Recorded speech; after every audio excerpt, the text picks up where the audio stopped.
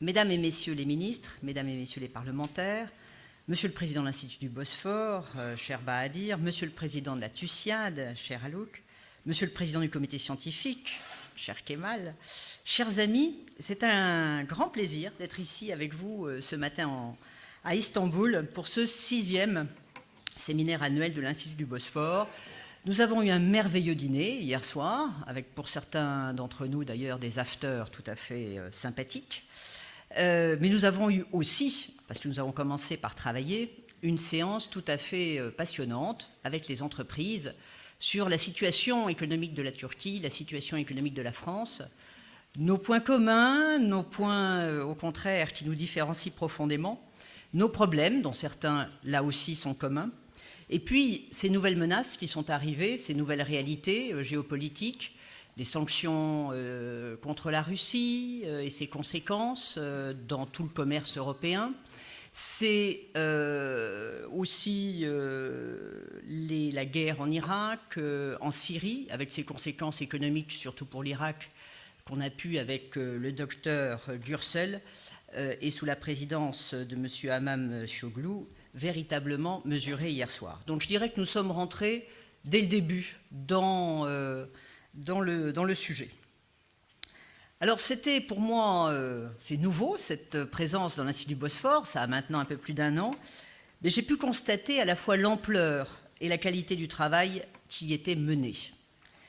D'abord, grâce aux personnalités qui portent ce projet, bien sûr, et la vision stratégique qu'ils ont, mais aussi grâce aux équipes de l'Institut, dont j'ai pu apprécier le niveau, et puis grâce à tout notre travail commun, et à tout celui que nous allons, je dirais, faire ce matin.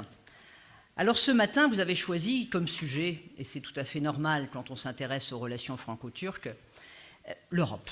L'Europe un peu dans tous ses états. L'Europe, quelle Europe?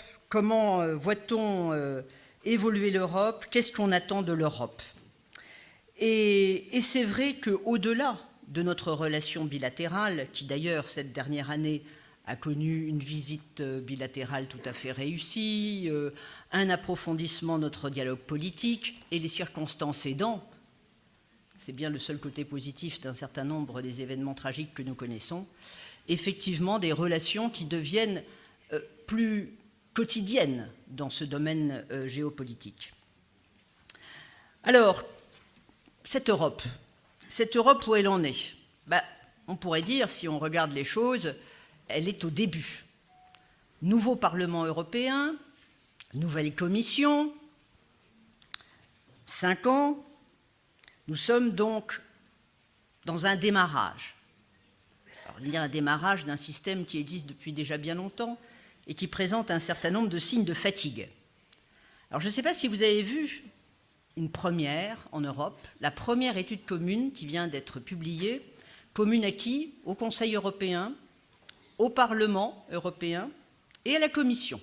C'est la première fois que les trois travaillent ensemble pour définir ce qu'ils voient comme perspective économique de l'Union. Je dois dire que le résultat, s'il est impliquant, n'est pas extraordinaire. Grosso modo, ces études nous montrent une croissance faible d'ici 2030, si effectivement nous ne sommes pas capables de bouger les choses. Alors on a eu hier soir, on a commencé un débat sur comment peut-on arriver à faire à la fois réduire nos dettes, ce qui est complètement clé pour un certain nombre de pays européens, dont la France, en même temps faire des réformes structurelles permettant effectivement de doper la croissance, tout en étant effectivement dans des systèmes démocratiques où nous avons besoin d'un soutien des citoyens.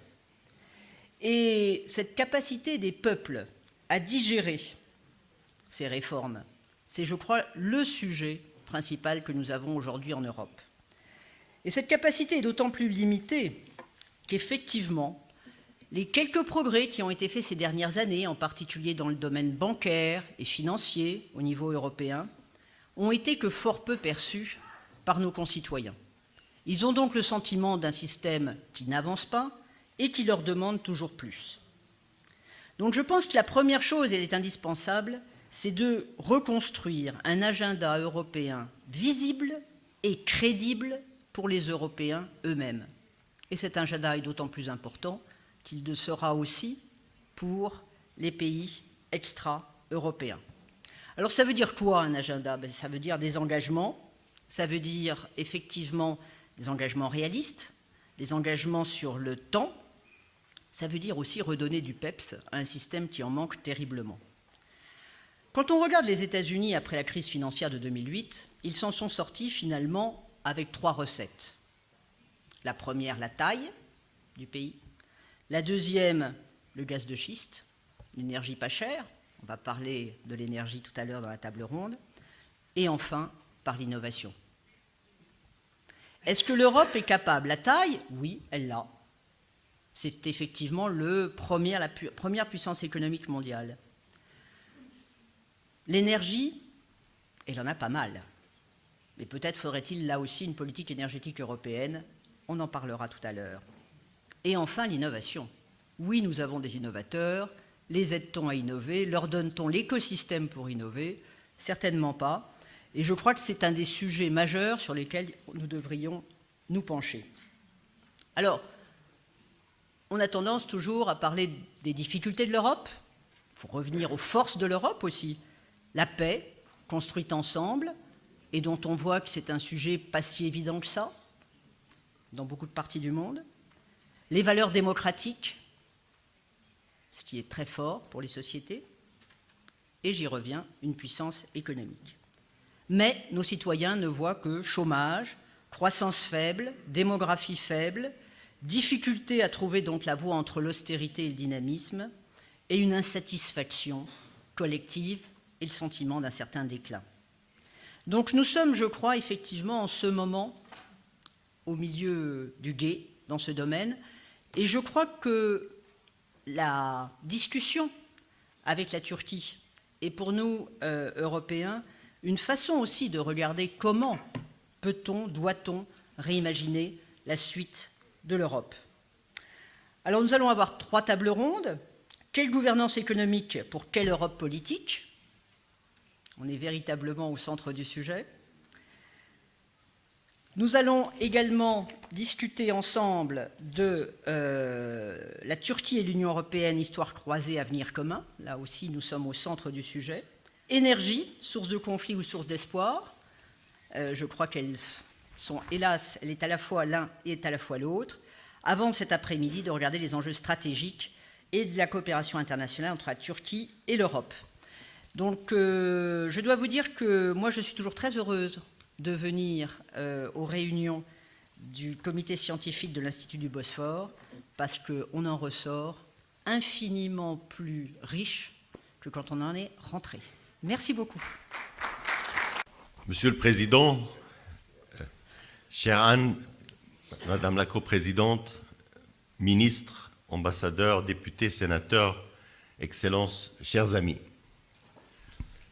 Moi aussi, je suis très heureux d'être parmi vous et aussi d'avoir autant d'amis autour de cette table, autant d'amis de la Turquie qui ont fait le déplacement aussi. Et je pense qu'on va avoir des discussions, comme toujours d'ailleurs, très intéressantes. Mais je dois vous avouer que c'est, pour moi, le petit discours d'ouverture le plus difficile depuis la création de l'Institut du Bosphore. Car nous sommes dans une situation beaucoup plus tendue, beaucoup plus difficile, plus problématique qu'avant. Et je crois qu'il faut le dire ouvertement. C'est un des avantages de l'Institut du Bosphore qu'on s'exprime librement et ouvertement. En plus, moi j'ai la chance de n'avoir pas d'affiliation officielle, bureaucratique, et donc d'être, pas totalement, mais largement libre de m'exprimer de façon directe. Alors d'abord, Anne a très bien résumé ce qui se passe en Europe, M. Dincher aussi d'ailleurs, du point de vue économique surtout. Je ne vais pas trop revenir là-dessus puisqu'on va avoir une table ronde qui va se concentrer encore un peu plus sur ça. Mais j'aimerais exprimer devant vous mon inquiétude de la situation globale. Et bon, je ne veux pas exagérer, le monde a beaucoup avancé, s'est beaucoup transformé, mais 2014, c'est aussi l'anniversaire de 1914. Et on constate malheureusement dans le monde entier une sorte d'affaiblissement de ce qu'on peut appeler la gouvernance mondiale, un regain de tension dangereux, et un peu à travers partout, un certain repli sur soi, dont je vais donner quelques exemples. Je pense qu'au niveau international, global, la tension avec la Russie est celle qui est la plus inquiétante, parce que c'est quand même encore pas une superpuissance du type soviétique, mais un pays très puissant, énorme. Je constate, travaillant à Washington à la Brookings Institution, l'attitude beaucoup plus négative des Américains, beaucoup plus négative qu'elle l'était il y a 5 ans, il y a 10 ans. Le G8 n'a pas eu lieu. Enfin, les Russes et les autres ne se sont pas mis ensemble dans un sommet G8 traditionnel. Et il y a même des doutes, moi je pense qu'il va quand même se tenir, mais il y a des doutes réels sur la tenue normale du G20 à Brisbane, en Australie, en novembre. Si si la tension s'accroît encore autour de l'Ukraine et de la Russie, ce n'est pas impensable qu'il y ait des réels problèmes pour que le G20 se réunisse normalement. On est très loin de la situation d'il y a des années 90 où la Russie s'insérait normalement dans le concert des nations, surtout des nations occidentales et du Japon, et on revient un peu à un antagonisme presque d'avant la fin de la guerre froide. Je crois que c'est très sérieux. Sur le plan économique, il y a eu l'échec de la dernière réunion de l'Organisation mondiale du commerce. Au lieu de s'orienter vers un nouvel accord universel, comme on a eu les autres, le commerce et les négociations de commerce sont en train de se fragmenter. Négociations entre l'Amérique et l'Europe pour une zone commerciale atlantique, négociations dans le Pacifique, mais pas d'avancée de l'OMC, avec des inquiétudes pour des pays qui restent en dehors de ces négociations, comme d'ailleurs la Turquie, mais aussi beaucoup de pays, d'autres pays émergents, y compris d'ailleurs le Mexique, qui est associé à l'Amérique, comme la Turquie est associée d'une façon pas égale, mais similaire à l'Union européenne. Et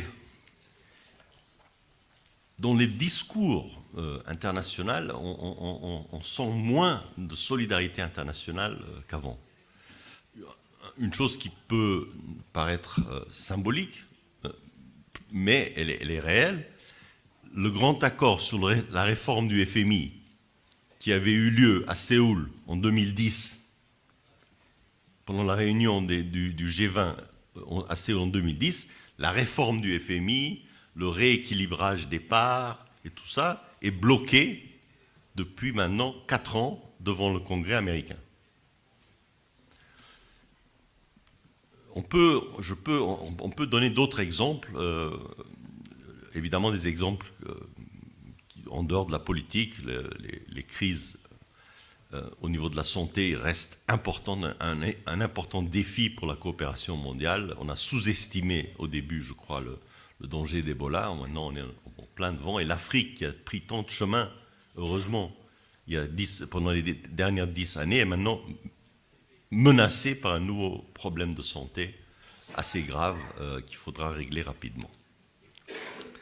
Alors, dans ce cadre qui n'est pas très encourageant, regardons vers ce qui nous intéresse ici le plus, évidemment, l'Europe, la Turquie et le Moyen-Orient. Je ne vais pas revenir trop sur l'Europe. Moi, j'ai toujours été un Européen convaincu, un Turc européen convaincu, comme d'ailleurs l'a exprimé İsmet İnönü, Premier ministre turc en 1963, lorsqu'on a signé le premier accord, INNU a dit le projet européen est le projet humain le plus courageux qu'on a jamais vu dans l'histoire, exprimé par un officier qui a vu les dégâts de la guerre mondiale, la première guerre, la guerre d'indépendance après, et qui exprimait enfin, surtout son admiration devant le fait que le projet européen était un projet de paix tellement important, avec au centre, au début surtout, mais toujours très important, une paix, une amitié solide entre la France et l'Allemagne, ce qui est absolument, qui reste extrêmement important pour l'avenir européen. Il y a de l'autre côté un Moyen-Orient où on a eu un espoir. On a dit le printemps arabe. Le printemps arabe, malheureusement, s'est transformé en cauchemar arabe. Il n'y a presque rien de positif à reporter de cette région, sauf la Tunisie. Et peut-être un peu le Maghreb en général, le Maroc aussi se tient en dehors de cette horrible crise que traverse le Machrek. Vraiment une crise qui est presque impensable, inimaginable. Loin de s'acheminer vers plus de démocratie, l'Égypte est revenue à plus de dictature et le reste de la région, enfin, sauf le Golfe, est en guerre civile, guerre sectaire terrible. Au milieu, il y a la Turquie, le pont entre l'Europe et le Moyen-Orient. Et ce que moi j'avais espéré, et je crois que ce n'était pas seulement moi, c'était tant d'entre nous, presque nous tous, je pense, nous l'avions espéré. J'étais conventionnel, j'étais membre de la Convention pour l'avenir de l'Europe en 2002-2003. Assez extraordinaire pour un député turc que j'étais, député d'Istanbul, d'être assis avec tant d'autres députés et de ministres. D'ailleurs, à ma gauche, il y avait Dominique de Villepin, puisque ça allait en ordre alphabétique, impliqué dans la discussion de l'avenir de l'Europe. Vraiment, bon, la Constitution malheureusement n'a pas été votée, mais le traité de Lisbonne en a pris une bonne partie. C'était une des parties de ma vie les plus enthousiasmantes. C'était des discussions fantastiques et profondes. Sauf qu'on avait fait une erreur. On pensait tous que si nous, on se mettait d'accord, nous, les conventionnels, de tout bord, de tout parti, de gauche, de droite, etc., le reste sera facile. Les citoyens ne voteraient pas non. Ça, c'était la grande erreur. Mais c'était quand même une très grande aventure pour moi et pour un Turc, avec Valéry Giscard d'Estaing, pas exactement favorable à l'adhésion de la Turquie, qui, par contre, était très gentil et nous a dit à nous deux Turcs, il y avait un collègue du parti AK Parti, je suis étonné de votre enthousiasme européen, Valéry Giscard d'Estaing. Eh bien, on avait espéré qu'il y aurait une Turquie totalement ancrée dans l'Europe, qui pourrait donner l'exemple, vraiment l'exemple, au Moyen-Orient, sans s'immiscer dans les affaires intérieures de ses voisins du Sud, un principe que le fondateur de notre République, le grand Atatürk, avait mis, c'est un principe de base, que la Turquie se concentre à l'intérieur de ses frontières, qu'il n'y a pas d'aventure revanchiste, impériale, de quelque nature que ce soit. C'est une république qui est orientée vers elle-même, vers la paix et vers l'Europe. C'était la base de toute la politique étrangère de la Turquie. Je ne dis pas qu'il n'y a pas eu d'erreur dans cette politique à droite et à gauche, mais la Turquie a réussi, grâce à cette politique, de se préserver de beaucoup de problèmes dans sa région, y compris, malgré les appels qui venaient de l'Allemagne nazie pour une revanche contre les vainqueurs de la Première Guerre mondiale. La Turquie est restée dans le camp occidental, surtout très intéressée à une alliance avec la France et la Grande-Bretagne et aussi avec les États-Unis. L'espoir, c'était que cette Turquie, ancrée solidement en Europe, membre de l'Union européenne, je reviendrai sur ce que veut dire membre, juste vers la fin de ma petite présentation, que cette Turquie démocratisé en profondeur, avec une économie en croissance de 5 ou 6% par an, tel que ça a été jusqu'en 2008, donnerait cet exemple au monde arabe et agirait par exemple et par influence, par soft power, sur ce qui se passait au Moyen-Orient. Et j'étais toujours d'ailleurs très très fier quand je voyageais dans les pays arabes. Il y avait une admiration extraordinaire pour la Turquie. Il y avait une admiration pour le Premier ministre turc, M. Tayyip Erdogan. Les Arabes disaient, ça c'est un homme, ça c'est un leader. Mais la Turquie n'était pas impliquée dans les bagarres internes du monde arabe et du Moyen-Orient. La Turquie est un pays qui se démocratisait, qui allait rentrer en Europe et dont l'économie fonctionnait avec un secteur privé extrêmement dynamique et une croissance qui, dans les années 2006-2007, était de 6 à 7%, et après il y a la crise de 2009, mais après un rebond où la croissance est montée jusqu'à 9% pendant 2 ans. Et c'était vraiment un plaisir d'être un Turc dans une réunion internationale. Très facile. Moi, je suis politiquement du centre-gauche et j'étais toujours aligné avec le parti du centre-gauche en Turquie, mais je suis turc, je pense, un patriote turc, et j'étais très heureux qu'un gouvernement de centre-droit avait du succès et que la Turquie rayonnait dans le monde. Et malheureusement, on n'est plus là, on n'est plus à ce point-là. Je crois que certains événements en Europe ont eu une très mauvaise influence. Le fait que le président Sarkozy a déclaré ouvertement qu'est-ce que c'est que cette histoire, la Turquie en Europe, on n'a jamais appris ça dans nos livres d'école, etc., avec un langage pas présidentiel du tout. Que Mme Merkel, très différent du chancelier Schröder, était plutôt contre l'entrée de la Turquie. Et ce refroidissement européen envers la Turquie a eu un effet extrêmement important et sous-estimé en Europe sur ce qui s'est passé en Turquie même. Moi, je me rappelle de 2002, la réunion du Conseil européen à Bruxelles, qui en principe, il n'y a pas donné de date, mais en principe disait que les négociations allaient commencer. Eh bien, dans la place Taksim, il y avait autant de drapeaux bleus européens que de drapeaux turcs rouges, avec le croissant et l'étoile. C'était un enthousiasme de la jeunesse turque, et quand vous demandiez dans les sondages, il y avait un soutien à l'Europe de 75 à 80%. Il y a eu cette espèce de rejet européen. Il y a eu évidemment des événements internes en Turquie aussi. Et puis il y a eu, de notre côté turc, trop de confiance dans une économie dynamique.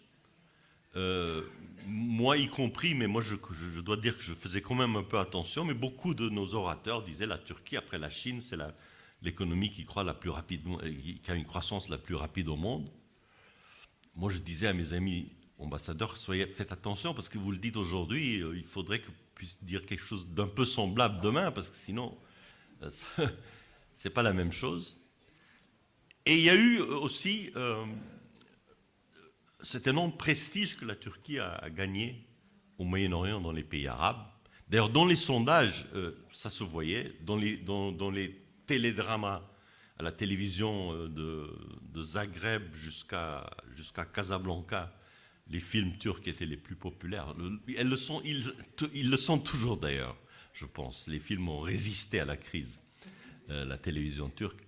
Il y a eu la crise en Europe, qui a aussi montré une sorte d'Europe beaucoup moins attrayante, surtout nos voisins grecs.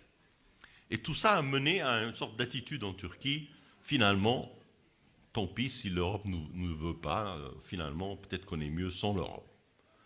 Et en pire, je dirais, une sorte de mouvement vers le Moyen-Orient en disant on peut finalement être un leader dans le Moyen-Orient, et c'est peut-être mieux pour la Turquie que d'entrer dans l'Union européenne. les relations commerciales s'étaient beaucoup développées. Et cette popularité turque dans le monde arabe encourageait un peu ce sentiment. Il y a eu même des expressions comment dirais-je, de rêves impériaux et de rêves du passé exprimés par certains. Tout ça aussi a beaucoup changé.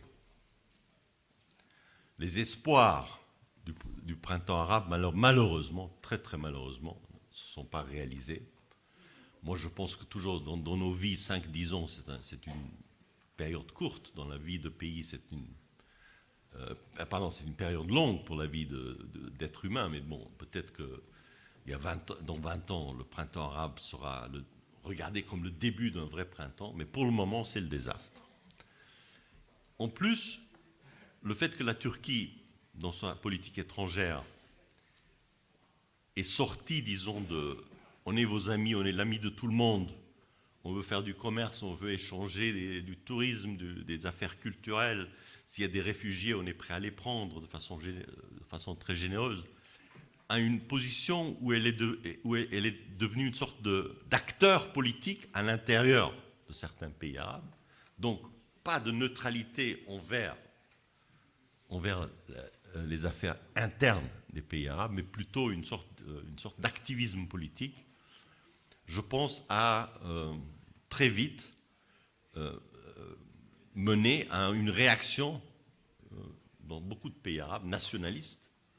Et je pense toujours que ce soit du côté iranien ou du côté arabe, des relations amicales et des relations très étroites de commerce et d'échange sont extrêmement bienvenues partout, en Turquie et dans les pays arabes en Iran.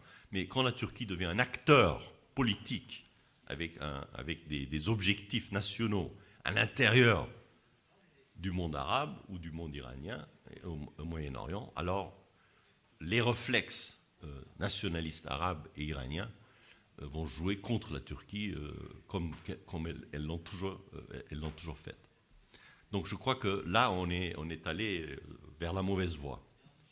Je crois que la Turquie reconnaît aujourd'hui cette erreur en tant que société. Et je n'ai pas les derniers sondages, mais je pense que si on avait des sondages aujourd'hui, en demandant aux citoyens turcs, assumons qu'il y a une porte vers l'Europe, qu'il y a un ancrage possible.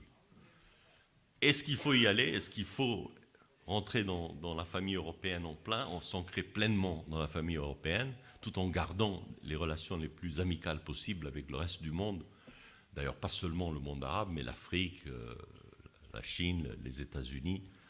Je crois que le pourcentage de ceux qui diraient oui serait très élevé aujourd'hui en Turquie. Les hommes d'affaires d'Anatolie se sont rendus compte que pour eux, c'est très important cet ancrage européen.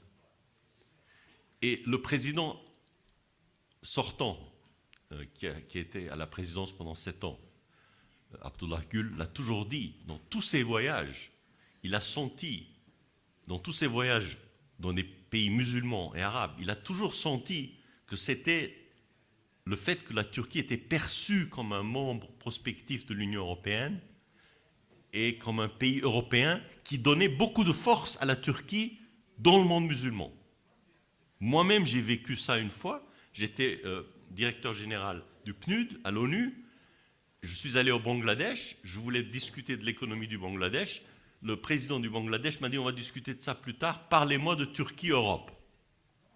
Donc même au Bangladesh, les musulmans voulaient voir ça, voulaient avoir cette union entre l'Europe et la Turquie. Alors je crois qu'il y a en Turquie de nouveau un intérêt accru. Il faut regarder au-delà du discours politique et partisan de tous les jours, vers la société civile, vers les hommes d'affaires, le milieu des affaires, etc. Et je crois donc qu'il y a une opportunité. Il y a des nouvelles élections aussi en Turquie. On est toujours en train d'élire quelqu'un en Turquie, mais bon, il y a quand même les élections parlementaires de mai-juin vont être très importantes. Et j'aimerais qu'il y ait un débat européen quand on va à ces élections, pendant la période pendant laquelle on va à ces élections. J'aimerais que l'Europe soit débattue. Et pour qu'elle soit débattue, il faut que l'Europe soit positive. Il faut que l'Europe, sans fermer les yeux aux failles de notre démocratie et au recul, aux certains reculs qu'on vit, comme l'a dit M. Dincher, il faut qu'elle soit là pour dire « nous sommes avec vous, on est de la même famille, on va définir notre union de façon flexible, mais nous sommes là avec vous et nous voulons que vous soyez avec nous. » Et donc il faut que la société civile européenne et la politique européenne et la presse soient présents dans ce débat parlementaire en Turquie qui va avoir lieu et qui va avoir une importance capitale pour l'avenir du pays, pour les équilibres de ce pays. Je pense que donc il y a un certain optimisme quand même qu'on peut avoir. On a 10 mois devant nous qui sont très importants. Il va y avoir un débat en profondeur de tous les côtés de la société turque, à droite, à gauche, dans les milieux conservateurs ainsi que dans les milieux sociodémocrates. Et l'Europe est devenue plus intéressante, plus attrayante et plus importante qu'elle l'était il y a 3 ans.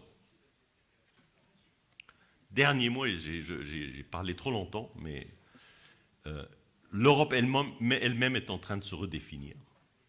Il y aura une Europe avec au moins 2 cercles concentriques. Il y aura l'eurozone fédérée, qui doit se fédérer beaucoup plus, puisque sinon la crise ne pourra pas être surmontée. J'espère qu'on va en discuter pendant le panel prochain. Et il y aura une Europe un peu plus large qui est en train de se définir. D'ailleurs, le président François Hollande l'a dit, Pierre Moscovici l'a dit, bien de leaders français l'ont dit à beaucoup d'occasions. Et M. Sarkozy, le président Sarkozy l'a dit à un séminaire à Berlin. J'étais très intéressé, où il décrivait cette Europe à cercle concentrique. Donc on va vers ce type de construction, et je crois que dans ce type de construction, il y a une place réaliste, viable, acceptable pour la Turquie et pour les membres de l'Union européenne, pour les citoyens français et les citoyens allemands. Je ne crois pas que c'est réaliste de voir la Turquie dans l'eurozone, dans un avenir proche, qui doit être beaucoup plus fédéral, mais je vois que la Turquie peut être dans l'Union, comme membre de l'Union, avec des institutions européennes rénovées, et j'en ai parlé chez Catherine à la Maison de l'Europe il y a 1 an, et je crois que si l'Europe peut faire une sorte d'offre conditionnelle, réaliste, il va y avoir une réponse très importante dans la société turque. 10 mois, ce n'est pas beaucoup. L'élection dans 10 mois, elle est importante. Et je dis pas ça pour qu'un parti ou un autre parti gagne les élections. Ce qui est important, c'est qu'il y ait ce débat pendant l'élection parlementaire en Turquie. Et que ce soit un débat sans langue de bois. Parce que les jeunes, ils n'écoutent plus la langue de bois. Il y a une certaine façon de discuter l'Europe où il y a le discours officiel et le discours réel. Et les deux n'ont presque pas de relation entre eux. Et les jeunes ressentent ça tout à fait. Donc au lieu de ça, un débat réel, un débat honnête, qui pose les vraies questions, je pense qu'on a encore un espoir, mais il ne durera pas très longtemps. Merci beaucoup.